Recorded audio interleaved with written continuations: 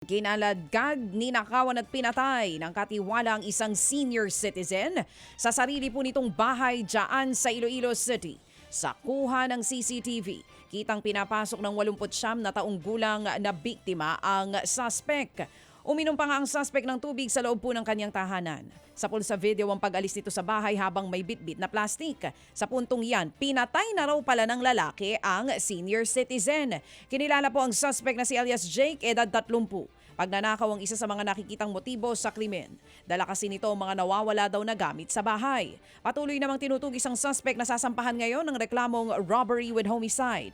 Sa ngayon po'y hinihintay na rin ang resulta ng otopsiya ng pagkamatay ng ginang. Nauwi sa pamamaril ang pagdiriwang po naman ng kapistahan sa bayan po ng Santo Tomas doon sa Isabela.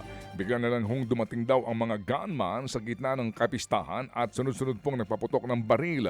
Mabilis din pong tumakas ang mga salarin na sakay umano ng isang puting van at 2 motorsiklo. 8 ang napuruhan at 4 sa kanila po ay agad na patay. Kabilang sa mga namatay si Barangay Kolungungan Chairman Jimmy Paeste Jr. at isang pulis. Bumuo na po ng Special Investigation Task Force ang Regional Police Office number 2 para tutukan po ang pangyayari. Panawagan nila sa mga residente manatiling kalmado at makipagtulungan sa otoridad kung may nalalaman. 6 pong nasawi sa salpukan po ng trailer truck, MPV at isang motorsiklo. Diyan po yan sa Alicia sa Isabela. Base sa pahayag ng ilang testigo, ang MPV ang unang sumalpok sa truck. Doon na nawalan ng kontrol ang truck at napunta sa kabilang linya at nasa pool naman ang motorsiklo.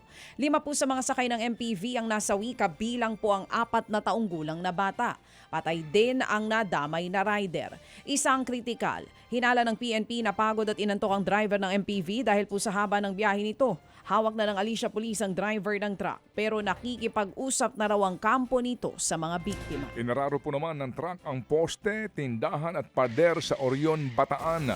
Nabangga rin po ng truck ang isang poste. Ayon sa truck driver, katamtaman lamang ang kanyang bilis sa pagpapatakbo.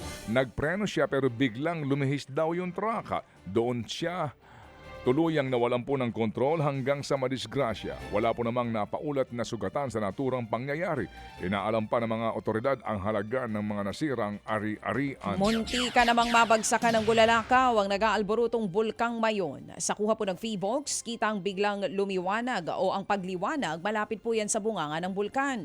Pero bago pa man tumama ang bulalakaw, tuluyan na po itong naglaho. Ayon sa Feebox, nalusaw ang bulalakaw dahil sa bilis, pressure at init. Nananatili naman sa Alert Level 3 ang Mayon Volcano. Mahigpit pa rin ipinagbabawal ang pagpasok sa 6-kilometer radius permanent danger zone.